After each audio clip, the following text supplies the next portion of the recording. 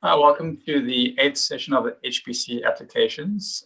Today we've got two speakers. Recording in progress. Prof. Thomas Niesler and Dr.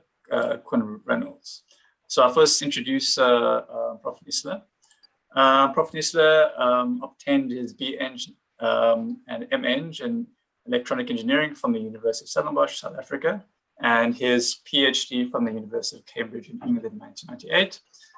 He joined the Department of Engineering at Cambridge University as a lecturer in 1998, and subsequently the Department of Electrical and Electronic Engineering at the University of Stellenbosch in 2000, where he's been a professor since 2012. His research interests lie in the areas of signal processing, pattern recognition, and machine learning. And his topic for today is improved COVID-19 classification of cough audio. Over to you, Prof.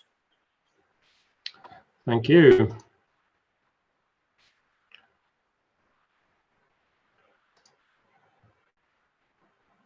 Is my screen showing?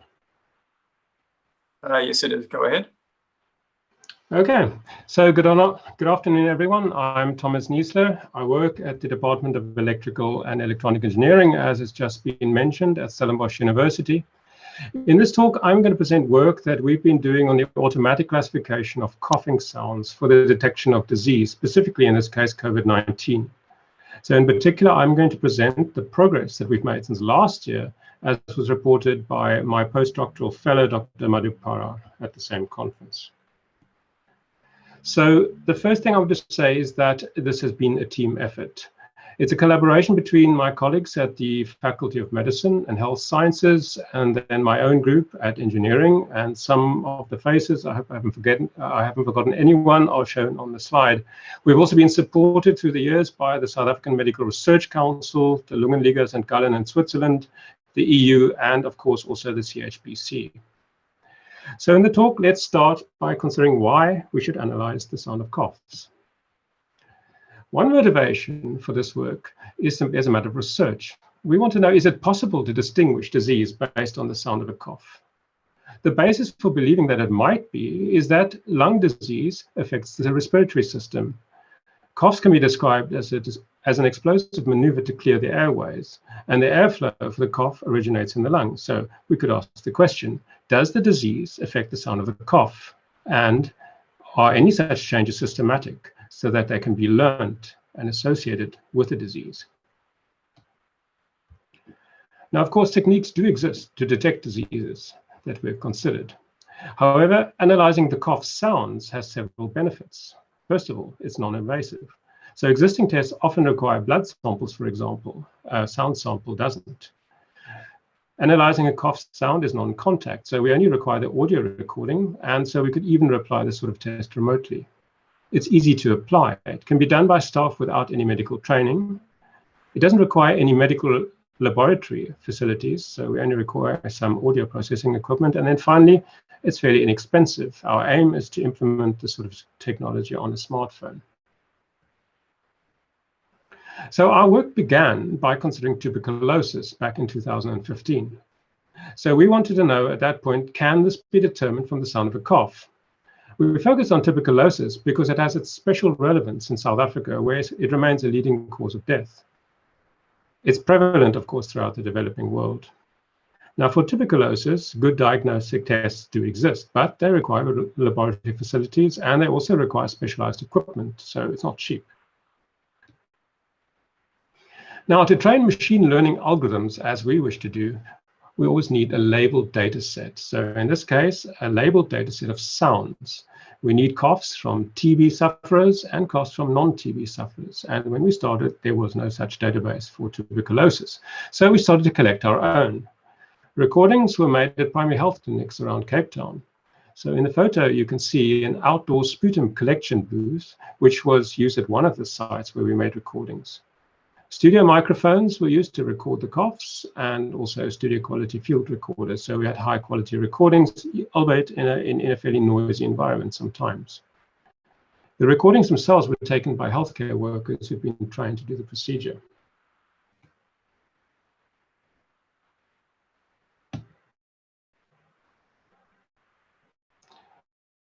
So, sorry, my Talk seems to have been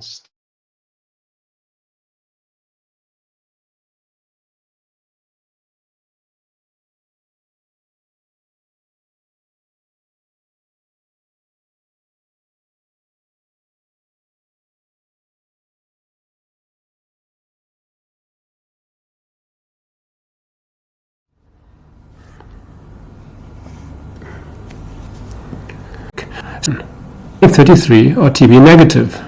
In total, 1,348 coughs were captured, an average of 28 coughs per patient, where each cough lasts approximately 800 milliseconds. This dataset remains very small from a machine learning perspective. Nevertheless, it was very time-consuming and labor-intensive to collect. Informal listening of the recorded audio in the laboratory indicated that there were no obvious systematic differences to a human listener. This agreed with the opinions of medical doctors that we had discussed our work with previously. So I have drawn at random 2 samples of tuberculosis coughs from our dataset, which I will play to you now. First,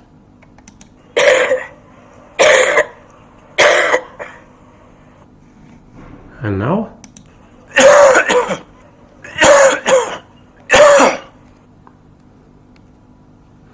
So the first cough was from a TB negative patient, and the second was from a TB positive patient. I will play them again.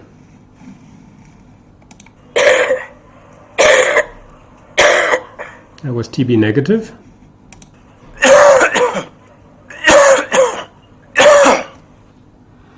So we found that although to the human ear there were no obvious systematic differences, we were able to discriminate between the coughs of TB sufferers and the coughs of patients with other lung ailments using machine learning algorithms.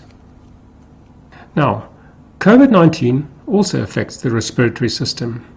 A dry cough is one of its known symptoms.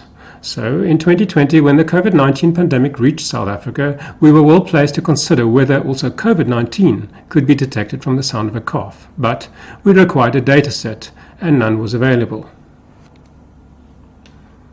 Since COVID-19 is highly infectious, and because strict lockdown and non-contact measures were in place, in-person data collection, as had been done for our TB dataset, was out of the question. So we launched an effort to collect data over the internet.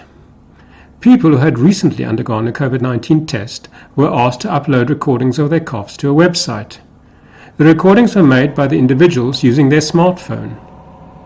We couldn't use an app to gather the data since, first of all, users are reluctant to install additional software on their phones, and more importantly, it quickly became almost impossible to place apps in the relevant app stores if they had any connection to COVID-19.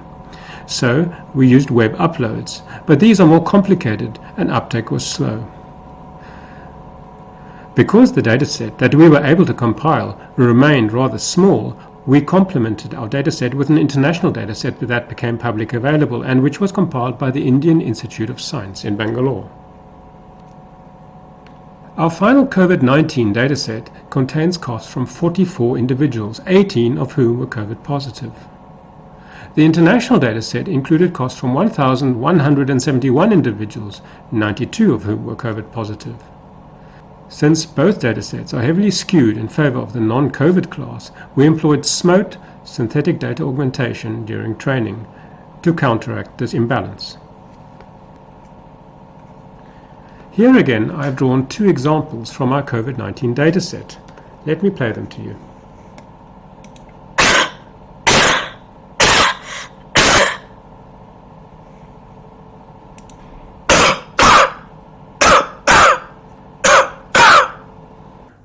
So, the first one was from a COVID-19 positive patient, while the second one was from a COVID-19 negative patient. Let me play them to you again.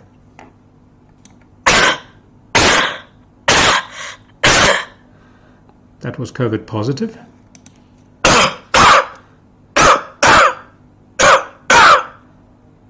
That was COVID negative. So, once again, informal listening tests in the lab indicated that there are no easily recognizable and systematic differences between the coughs of COVID positive and COVID negative patients.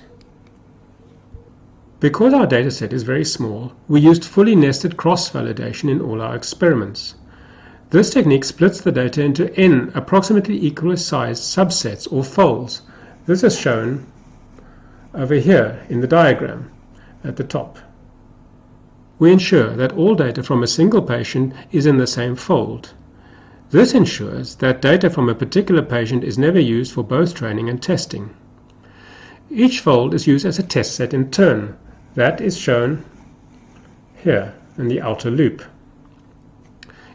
Internally, each training set is further subdivided into n-1 development sets for hyperparameter optimization, with the remainder used for parameter estimation.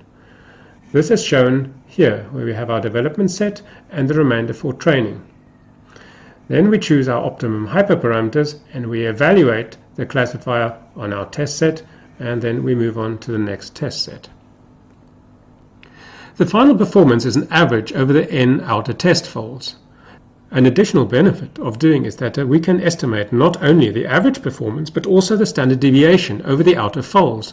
This gives us an idea of the classifier's robustness. Nested cross-validation makes the best use of our data because everything is used for both training and for testing without ever cheating. This comes at the expense of a huge increase in computation, and that's where the CHPC came into play. Here are some of the hyperparameters that we optimized in the inner loops of the cross-validation. They include aspects of the optimization criterion used during training, as well as the neural network architectures, such as the number of nodes and layers. These are the results that we presented last year. Since our own dataset, which we call the SARCOS dataset, was so small, all classifiers were trained on the much larger international COSWARA dataset.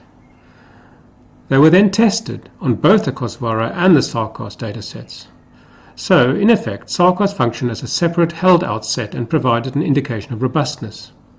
We evaluated 3 classical classifiers: logistic regression, support vector machines, and multilayer perceptrons. And we also evaluated 3 deep architectures: convolutional neural networks, long short-term memory networks, and residual networks in the form of a ResNet 50, which includes skip connections. The results in this table present the performance of the classifier as areas under the receiver operating characteristic, abbreviated AUC. This is a number between 0 and 1, where 1 indicates perfect classification and 0,5 indicates effectively random performance. We can see that the best performance is achieved for the deep architectures. But we also see that the standard deviation of our classifiers remains high. This indicates a low robustness to unseen data. This is a problem because when using these classifiers in practice, they will be faced with completely unseen data, and they must be able to perform as well for that data as they did for the data on which they were trained. We realized that the small data set was a key factor limiting the performance of our classifiers. The small data set limits the robustness because deep architectures easily overfit. Transfer learning is a way of leveraging out-of-domain data to reduce such overfitting. The idea is to pre-train a neural network on a related but different classification task for which a much larger dataset is available. Subsequently, only a small part of the classifier is trained on the target domain data, which in our case is COVID coughs. As out-of-domain data, we use datasets of coughing, sneezing, breathing, and speech. Importantly, all of these out-of-domain datasets do not include any COVID-19 labels. Here is a list of the out-of-domain datasets that we used. The first 3 we had compiled ourselves for different goals. The task dataset consists of continuous recordings made in a ward environment with coughs and other sounds annotated. This dataset is intended for the development of cough detectors for the purpose of long-term cough monitoring.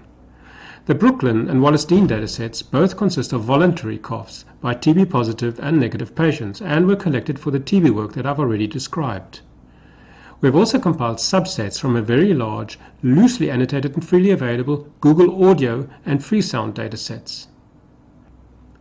We added our own sound labels, including cough, to this data and have also used it for cough detector development. LibriSpeech is a very large and freely available speech dataset, and we have made use of a subset of this data for speech. Finally, Compare is a dataset that was released as part of an international challenge in 2021 and includes cough, breath and speech, all with COVID-19 labels. So we could use this data not for training but for additional evaluation. This table presents a summary of the additional datasets that I've just described. Altogether, there's approximately 8.4 hours of audio. You can see that sneezing is underrepresented. So, again, we applied synthetic data augmentation. This collection of data allows us to train a 4-class classifier: cough, sneeze, speech, and noise. This is the pre-training step of transfer learning. Once we have pre-trained the neural network, the second step of transfer learning is to adapt the classifier to the target domain. To do this, we use the Coswara, the Sarcos, and the Compare datasets. All three include COVID-19 labels. All three also include coughs. Coswara and Compare also contain speech. Only Coswara includes breath. Nested cross-validation was again employed for the step of transfer learning and for evaluation. This figure illustrates the transfer learning process when using a deep convolutional neural network. During pre-training, the network is trained to distinguish between coughing, speech, sneezing, and noise sounds. This is indicated by this top part of the figure. Then, the final two layers of the network are removed and replaced by two COVID-19 classification layers. Those are indicated here. Only the parameters of these newly added layers are trained on the Coswara, Sarcos, and Compare datasets that include COVID-19 labels. This results in the adaptation of the 4-class classifier up here to a 2-class classifier for COVID-19. Instead of adding the two new layers, the outputs of the last layer of the pre-trained network, that would be this green layer over here, can also be used as a set of features for a downstream classifier. These features are referred to as bottleneck features because their dimensionality is lower than the dimensionality in the prior network layers, down here. Therefore, they can be seen as a nonlinear projection into a constrained feature space.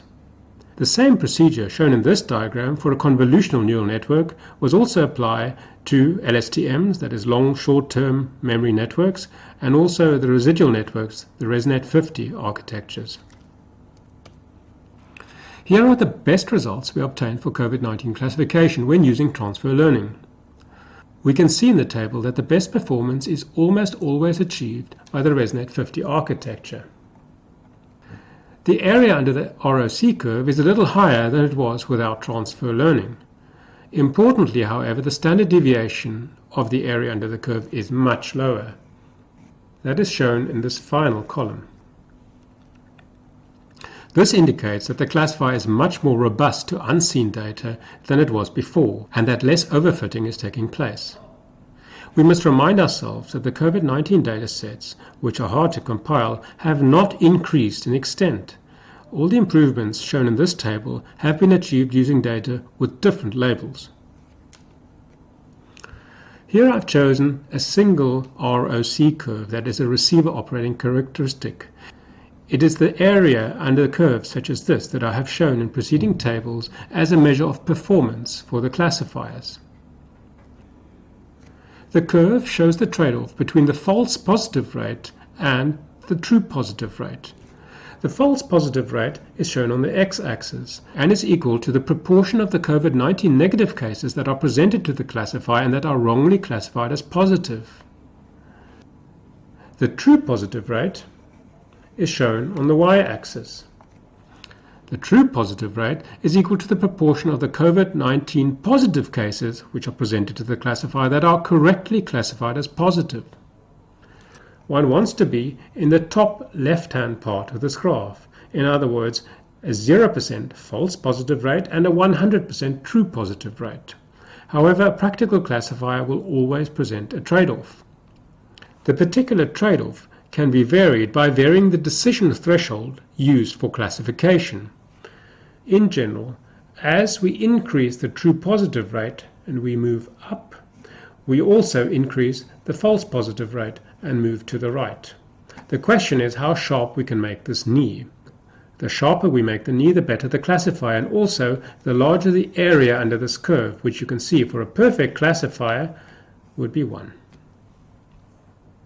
The red curve indicates the performance of a ResNet 50 classifier that has been trained with transfer learning, while the blue curve indicates the performance of the same ResNet 50 architecture but trained without transfer learning. We can see that the red curve is slightly to the left and above of the blue curve, and so the area under this curve is slightly higher, which I've already shown in the previous tables. What this graph also shows, but it's a little bit hard to see, is the standard deviation of the ROC curve. To see what is going on, we need to enlarge this curve a little bit. Here's a portion of the ROC curve which has been enlarged. We can see that the standard deviation associated with the ResNet 50 architecture that has been trained without transfer learning is substantially larger than the standard deviation of the ResNet 50 architecture when trained with transfer learning. This result was reflected by the reduced standard deviation shown in the tables, and it indicates a strongly reduced variability of the classifiers trained in each cross-validation fold, and therefore an improved robustness to unseen data. And as I've mentioned before, this is an important aspect of the performance of any classifier that we would like to use to screen coughs. So that concludes my report on our progress in the last year. Maybe just a few words on our ongoing work. One aspect that we have not yet considered is exactly how many coughs we need to classify accurately. As you might recall from the previous slides, the number of coughs we have per patient can vary quite a lot. So one of our next steps is to determine exactly how many coughs we need to get optimum or near optimum performance. We'd also like to know how robust our classifiers are to completely unseen data. While cross-validation is a good technique for first investigation, we are still using data from the same dataset for testing and training. So one of our immediate objectives is to use different datasets for the training and the testing, and to see what the cross-corpus performance is and what the best way is to train the classifier to minimize the difference in this cross-corpus performance. Then we'd also like to know whether we can run our classifiers on something as small as a smartphone. Currently, as you know, we are running these things on CHPC, so we have huge computational resources at our disposal. So one of the things we need to look at is how much we can compromise and compress our classifiers while still maintaining performance. Of course, we would like to extend the size of our COVID-19 and our TB datasets, because when there's more data, we can train better classifiers. So this is always a winning situation. And in conjunction with that, there are some new neural architectures that we would like to investigate to see how they perform on the same task. The work I've described has been published in a number of papers, which I show here. But the main point I would like to leave you with is that we are still collecting data. This is the address of our data collection website. So if you or anybody you know has recently undergone a COVID test and would like to contribute to our data set, we would be very grateful. Thank you.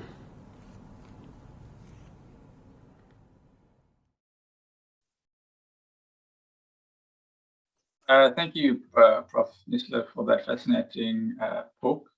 I just want to see if there are any questions at this time for Prof. Niesler. And I think, yes, Dr. Quinn just mentioned as well for the fascinating presentation. Yes, she has a question, of course. He asked, do you think that these non-invasive diagnostic methods could eventually be adapted to complex environments in the field like large gatherings or outdoor events? Can you hear me? Yeah, go ahead. Well, outdoor events are going to be a challenge because of the signal to noise ratio, and also to know, exactly which event you're listening to and so on. So I don't know if that's feasible. I think this will remain, especially in the short term, as a personalized or an individualized test. So you have to at least gather clean data for the machine so that it knows what it's analyzing is the coughing of one particular individual, and it will try to analyze that. So no, I don't think we're aiming at crowd control just yet. Thanks, Prof. Another question is regarding masks. With masks, the question is, thanks for the talk, Prof. With masks being a mess these days, did you consider including a sound of a cough both with and without a mask in your data set? So, I mean, that's a really good question. So my first answer is, it's very, very hard to gather this data, and we can't actually ask people to cough with the mask and then again without the mask. It's generally quite exhausting because some of these people are genuinely ill.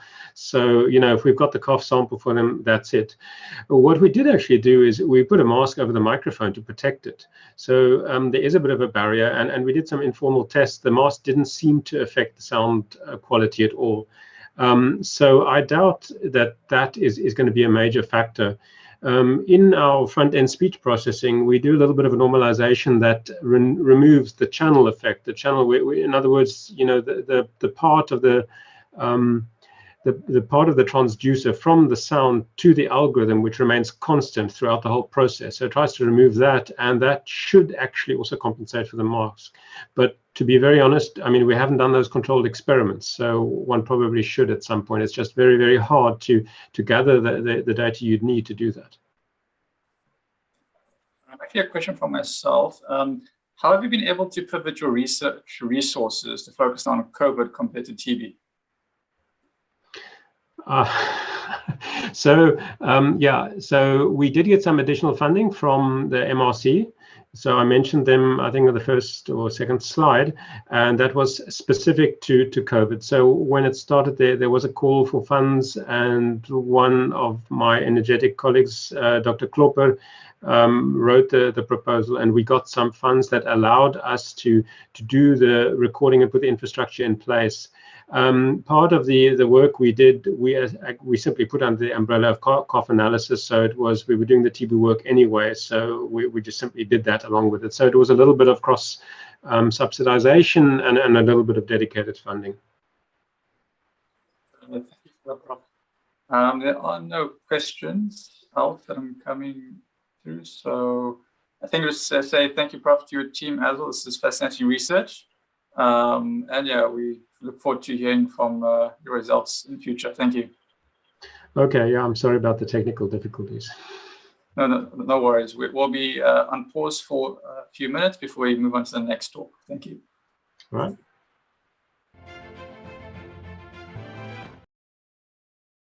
Great, thank you. So we are on to the next speaker. So that is Dr. Quinn Reynolds. So just a bit of a bio about him. So Dr. Reynolds holds an undergrad degree in chemical engineering from the University of KZN and a master's engineering from Wits University and a PhD in applied maths from UCT. He has worked in Pyramitology division at Midtech for the past 23 years, with Midtech as a research institute conducting applied research and development to serve the extensive mineral processing and metallurgical industry in SA and worldwide.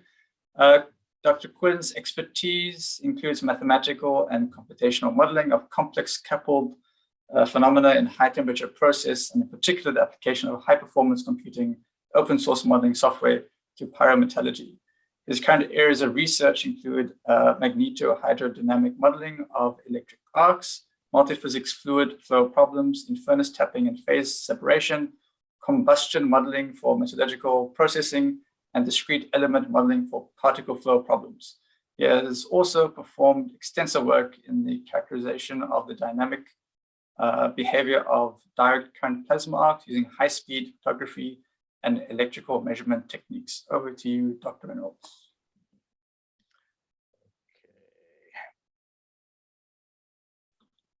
Are you able to see my screen? Not yet. Not yet. I have to click share, that would help. Go ahead. Okay. How's that? Good. Okay, hi everyone. Thanks very much, Benjamin, for the introduction. Thanks again for having me at this year's virtual CHPC conference. Today, I'm going to chat about some of the work that we've been doing looking at computational modeling of multi-phase flow problems in furnace tapping ladles, and how HPC has really enabled us to go further and faster with the project. So I work at Midtech, as Benjamin said, which is one of the South African government science councils, and our job is in applied research towards minerals processing and metallurgical engineering. A little bit of background about the place. We're about 500 people, all based in one location in suburban Joburg. We have a few interesting and unique features. In particular, we're probably the only place in the world that you can go to get access to expert R&D skills and pilot scale testing across the entire minerals beneficiation value chain, all the way from run of mine through to final products and all under one roof. So the department I work in is called Pyramitology, which is also the technical discipline that we work on. In a nutshell, it's the art and science of building and running furnaces in order to convert raw materials into products of value. So like I always say, it's the kids who like to play with matches. In Pyro, we really have some of the most challenging engineering problems in the world. In particular, we have a lot of multi-phase flow problems. A common one that we run into all the time is mixing between molten slag, which is an oxide-rich phase that's a bit like lava that comes out of volcanoes, and molten metal, which is usually a valuable product. So slag and metal behave a bit like oil and water. Once they're in the liquid state at high temperatures, they're immiscible, and they usually form separate layers inside your furnace. So most furnaces use some sort of tap hole system to remove molten materials from inside the vessel while they're operating. The tap hole is a channel in the furnace sidewall that's built out of specialized materials so that it can be opened and closed whenever necessary. So when you're using an electric smelting furnace to produce things like ferrochromium or ferromanganese, there's usually just a single tap hole on your furnace vessel, but there are two different molten phases inside, remember, the slag and the metal. So in this case, both those phases have to get removed through the same tap hole and then separated into your product and waste afterwards. And because of this simultaneous tapping process, your slag and metal can get mixed together, and part of your metal product stream can get lost in the waste slag that you throw away. And that's something that you obviously want to try and avoid for pretty serious and obvious economic reasons. So just a reality check for those of you who are not pyrometallurgists, this is pretty much why we study furnace tapping. It's a stupendously harsh and dangerous environment to both people and equipment, but it's also critical to keep your furnaces working properly. It's one of those furnace operations that nobody really notices when it's all working very nicely, but it can easily go wrong really badly and shut the plant down or even kill people. So using all the tools at our disposal to try and understand more about how tapping works is a very good idea. And that's why we decided to start taking a look at the problem using computational models. So to study the different phenomena that happen during tapping, we usually split the tapping system up into three separate areas. One for the tap hole itself, one for the runner and transfer systems that move the hot material around, and one for the ladles which store the material during and after tapping. Each of these areas has really got its own unique problems and challenges, and we sometimes need to use quite different modeling setups to get the answers we want to know. So here's just a schematic picture to show you those regions a little bit more clearly. The furnace and tap hole are on the left there, the transfer launders are in the middle, and the ladles, which are just like big buckets, are in the middle on the right. So today's presentation is going to be looking at the post-tap hole parts of the tapping system, and specifically it's going to be that first tapping ladle, which is the one where a lot of interesting action happens. So to tackle some of the research problems that we find in tapping systems, we've built up quite a few computational models over the years. We focused on the fluid flow component mostly, but of course in real tap holes, you've also got strong heat transfer, phase change, thermochemical reaction effects, and all sorts of other things going on as well. But we try and like to thoroughly understand one phenomenon at a time before we extend our physics, or we end up with a lot of garbage in and garbage out. So here you can just see an example of the geometry that we use to describe a tapping ladle in our computational models. It's pretty straightforward. It's just a cylindrical vessel with a small inlet on the top surface, which represents the incoming stream from the tapping runner, which is positioned somewhere above it. On the side, there's a gravity overflow through which material can exit to additional ladles in the tapping strand. And basically, you can also pour it all over the floor if you get it really wrong. So, try not to do that. So how exactly do we exploit high-performance computing in these models? Well, I think the first thing you do is ask nicely for bigger, better, faster, more when it comes to the mesh that you're trying to solve your problem on. You always want more resolution, more detail in the areas of interest. But you can't just go crazy and brute force this, or you'll end up wasting tons of resources that other people could be using. So we need to try and use a bit of finesse. In particular, although the volume we're simulating is very large, the actual regions of interest are really only around the phase interfaces between slag and air and metal and slag. And even there, it's only some parts of the interface where there's a lot of shear and breakup that we care about. So We took a bit of a staged mesh refinement approach where we basically start with a really coarse mesh like this one. And we run our simulation on that mesh to find out where the interfaces are. Then we export these surfaces and we use them to define where to do our next round of mesh refinement, which looks something like this. And the idea is you carry on repeating this process, stepping up all the way to higher and higher resolutions until you hit the resolution that you want for the final simulation, which basically looks something like this. Now, on the surface, it seems like we should be using a dynamic method like adaptive mesh refinement for this problem. I mean, it's really made for that. That's basically automatically refining or coarsening your local mesh resolution inside a simulation according to where the phase interfaces are at any particular time. That way you get the most optimal mesh at any point in time, right? Well, the problem with that approach is when you start to parallelize. So here what we did kind of a meta simulation using results from one of the Ladle flow models, essentially recreating what the computational load on each processor would be as the simulation proceeds over time. So green is good, and it means the workloads on all the processors are all nicely balanced with each other. And we start off the simulation pretty much in perfect balance. And as time goes on, you start to get some processors being loaded up a little bit more than others. And it sort of gets worse and worse. And eventually the load on just a few processors gets much higher than the others. And just a quarter of a way into this simulation, we find that most of the loaded processors are hugely out of balance with the others. But okay, this is for a very small number of processors. In reality, you're going to be using a lot more than 16 cores, right? So I suppose we can just parallelize our way out of this. Well, yeah, it turns out you can't really do that either. So here's the same meta simulation on 96 cores, showing the full 20-second period of the simulation. And you can see we're still overloading a very small number of cores there. And in fact, the imbalance has gotten worse, not better. That seems maybe a little counterintuitive at first, but it actually does make sense. The more processors you use, the smaller the volume that each processor services inside the simulation.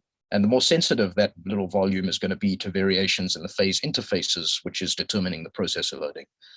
So basically the message here is don't bother with dynamic mesh refinement in parallel unless you're also prepared to do a lot of dynamic load rebalancing and rearrangement of the mesh between processors. And the problem is that implementing a performant dynamic load rebalancer is a really non-trivial task, especially on massively parallel distributed memory architectures like we have at CHPC.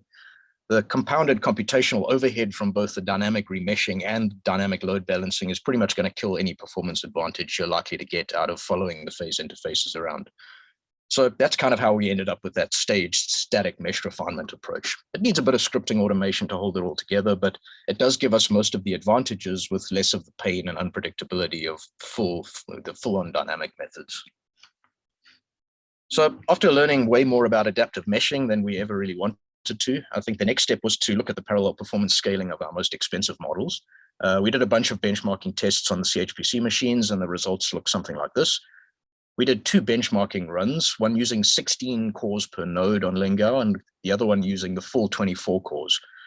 It was quite interesting to see that the scaling remains linear up to higher core counts in the 24 core case, but that's not quite the whole picture.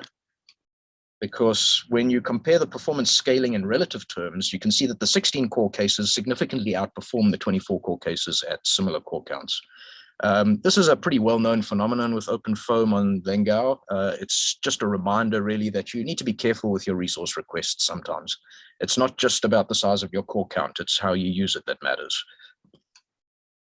Okay, so with all that in the bag, we could start running some actual simulations.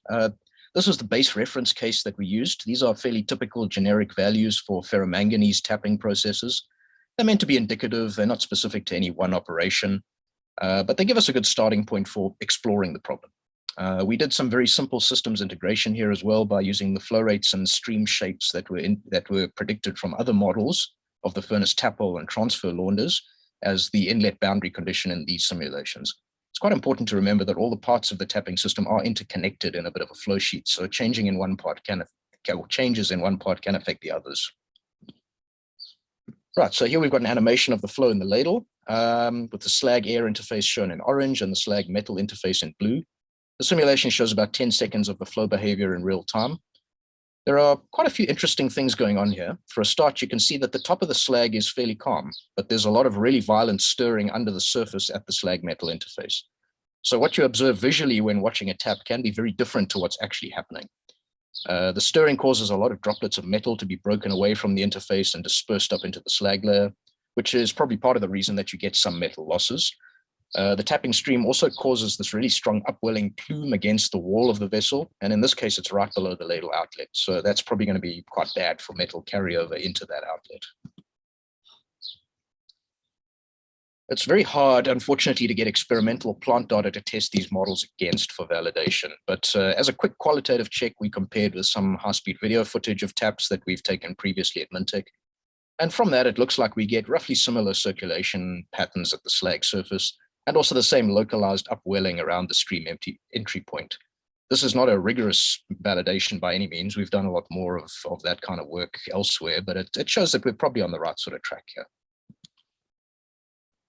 So after that, we can start extracting some more information out of these models. Here we've got some graphs of the phase compositions and flow rates at the ladle outlet. So the slag and metal outflow rates are different to those at the inlet, but we don't have a closed mass balance in this case. What we do have is a closed volume balance, so the volume in equals the volume out, but there is some accumulation of the individual phases going on inside the ladle.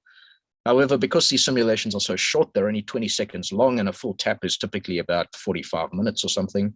These models are effectively at quasi-steady state, and we can ignore the accumulation effects, which are happening on much longer timescales. So you can see there's some slow dynamics in the slag phase at the top, which seem to be related to surface waves washing around. But the metal outflow is quite a lot more complex, and that shows a lot of high frequency behavior as well as some slower dynamics. We can take some averages, and these are the numbers we get. Averages, of course, only ever part of the story, but they do let us do some easy comparisons between models using different parameters. We can also do some connectivity post-processing on the slag and metal phase fields to identify metal droplets in the slag and calculate their size quite rigorously, which is cool. So the top graph here is showing the total mass of metal suspended in the slag in the form of distinct droplets at any point in time. And the bottom one's giving the average droplet size by mass. And again, we can take some averages for comparison to other models to see the effect of different variables. Another interesting thing we can do with that droplet data is we can generate size distribution curves like this one. We combine all the droplets from each time step in the final 10 seconds of the simulation, and this is the result you get. It's pretty important to remember that we can only resolve droplets down to a few millimeters in size in these VOF type models. To go smaller, we need a different approach probably completely, but it seems like the actual mass in small droplets like that is probably going to be quite small. Okay, so let's use some of those quantitative measures to see what happens when we change some of the material properties. Starting off with slag viscosity, you can see what's going on when we change it up and down across a range of about 50%. The graphs aren't terribly exciting, at least in these models. Viscosity is having very, very little effect. And that might be a little surprising because these are very viscous materials, but it's really because this is a problem that's dominated by momentum forces rather than viscous ones. If we were able to model much smaller droplets in a slower flow, like settling at the bottom of the ladle, then you might get a very different picture. Moving on to the interfacial surface tension between the slag and metal, we see a similar picture. Again, virtually no effect. And again, this is really because those large-scale flow structures we're looking at here are dominated by momentum forces. At smaller scale and in more quiescent settling systems, surface tension might be expected to have a bigger effect, but not here. Then we had a quick look at what happens with slag density. And here there's a significant effect on all the variables as the density is changed, which is again in line with our understanding that this is a momentum-dominated flow problem. Higher densities are causing higher metal losses to the outlet and entrainment in the slag, and they also result in a bias towards larger droplets. That's kind of what you expect if you consider that higher slag densities are bringing the slag and metal densities closer to each other. So it's mechanically getting a lot easier to mix those two phases together.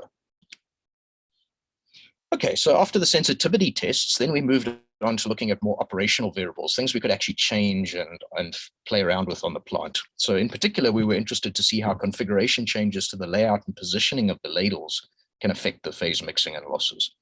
This first change is about rotating the ladle relative to the tapping stream from the runner. And you can see that basically you get quite a nice decrease in the metal fraction at the outflow, but also a small rise in the mass of suspended metal droplets in the slag. And that could be happening because we're removing less metal at the outlet. It's a bit of an accumulation effect. You can see the differences quite nicely if we compare the flow animations with the ladle at 0 degrees on the left and 90 degrees on the right. The main difference is that the large plume of metal rising up against the ladle sidewall where the tapping stream is impacting is now far away from the ladle outlet.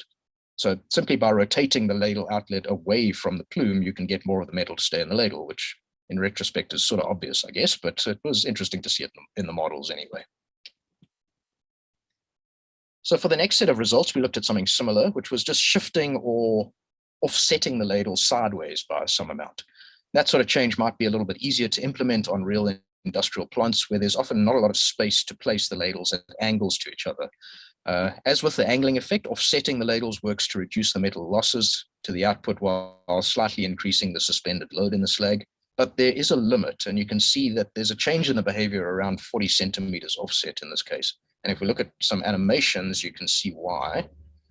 If you offset the ladle too far, what happens is that that tapping jet starts to impact closer and closer and closer to the ladle sidewall.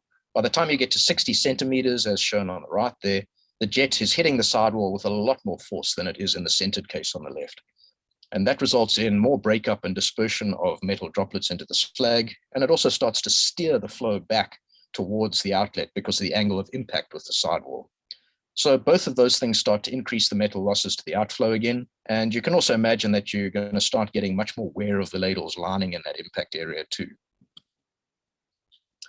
Then one of the things we've been working on recently with some of the industrial furnace operators is to look at how internal furnace conditions affect the metal losses.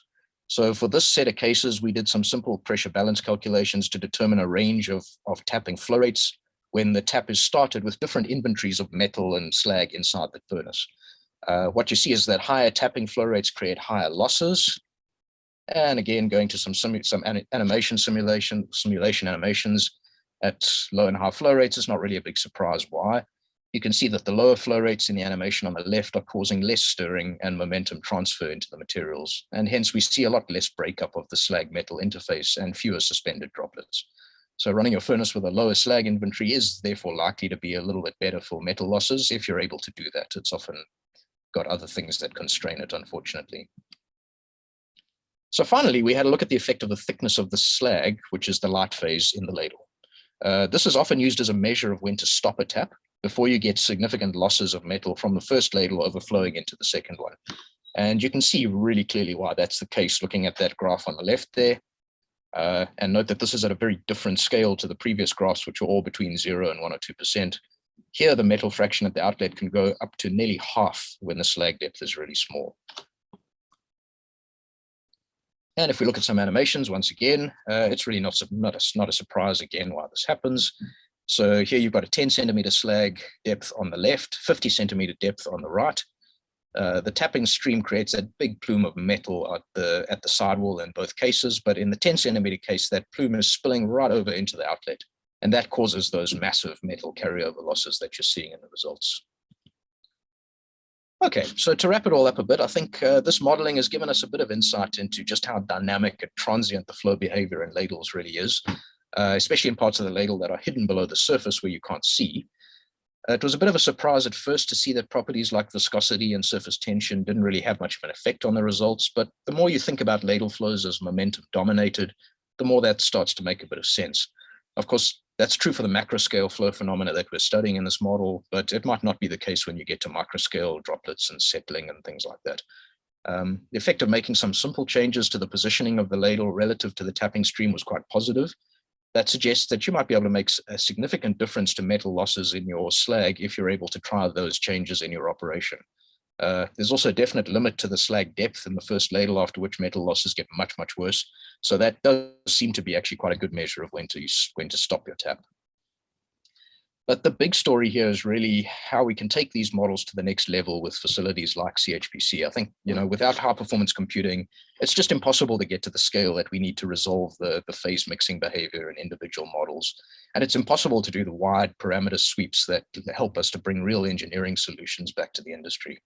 So HPC is mission critical for us in pyramitology, and we are deeply grateful to CHPC for providing us with such a world-class facility. So with that, let me just wrap up. Some quick acknowledgements to Midtech and Norway and the Norway SA Controlled Tapping Project for supporting this research work. And of course to CHPC for providing us with access to such a great facility with excellent people running it.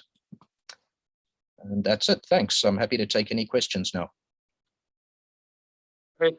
Thanks, Dr. Reynolds. It kind of brought back memories of me when I was studying heat transfer and fluid dynamics. So that's quite interesting. Thank you. Cool. We'll just wait for any questions. So while waiting for questions from the chat, I have one. I know you mentioned slag, viscosity, and density. I'm just curious, does the type of material used have any impact, or have you seen any impact in your results or simulations? Yes, it obviously will. There's quite a range of material properties that you get with different processes in pyramitology. So these ferromanganese processes we're looking at, the densities are relatively speaking quite low for both the slag and metal phases. Once you get into more iron-rich type processes, there your metal densities can be going up to 8,000 kilograms per cubic meter. Also, again, if you're looking at less silicate-rich slags, it can also increase the density quite a lot. One of the biggest or the most massive problems we have in this kind of modeling is actually identifying the good values for the physical properties. I mean, as you can imagine, it's not something you can just go and stick in a rheometer and measure when it's at 1500 degrees. So we have to deal with extreme levels of uncertainty in the input parameters for our models, which is why we tend to do these sort of more parameter space exploratory sensitivity type searches. But yeah, the short answer is yes, you can get quite a lot of variation in all the properties. Great, thank you. So we have another question. How would you deal with higher core counts per node that are bound to happen when the CHPC does its next upgrade? That's question one. Yeah. And question two is, if you are to use less cores per node, it would result in nodes being shared with others. And if there's sharing of nodes take place, is that going to cause your simulations to perform less efficiently? That's a really good question, in fact. Yeah. So to address the first one, I think once we get to it, I'm still very unsure whether this is an artifact of OpenFOAM or whether it's an artifact of Langau, or whether it's sort of is it a fundamental hardware thing? Is it a software thing? I guess we'll find that out when we get onto the new Langau 2 machines, but it certainly is a little bit of a concern. I suspect that it's probably going to be related a lot to the particular hardware that's available on each node, in that it's if we're going to end up with nodes with much higher core counts, probably they're going to have much wider memory bandwidth, much wider sort of communication channels between CPUs and things like that. So I suspect we'll probably see a similar sort of effect, but we won't have to be sort of using 16 cores on a 96 core node. I think we'll be, you might have to use 80 or 72 or something. In terms of the second question, sorry, just remind me again what the second one was. If you have to use less cores per node, it would result in nodes being shared. And if you're sharing, yes, yeah. So okay, so we obviously did our benchmark with cores exclusively allocated. So that means we take over the whole node and then just use 16 cores. So it's kind of the best case scenario. Definitely, once you're sharing them with somebody else, I think we have done some real world tests on that, and it didn't seem to impact the performance quite as badly. So we suspect it's a lot about sort of local bandwidth on the node rather than communication between the nodes or anything like that. And as long as you don't have a sort of a competing problem being solved on the node that's using exactly the same communication channels that OpenFOAM is, it generally seemed to be pretty much okay, but we don't have sort of rigorous examples of that one yet. So yeah, but I definitely expect that the minute you're sharing, it will start to have a bit of a detrimental effect. Let's look forward. And I think one more question.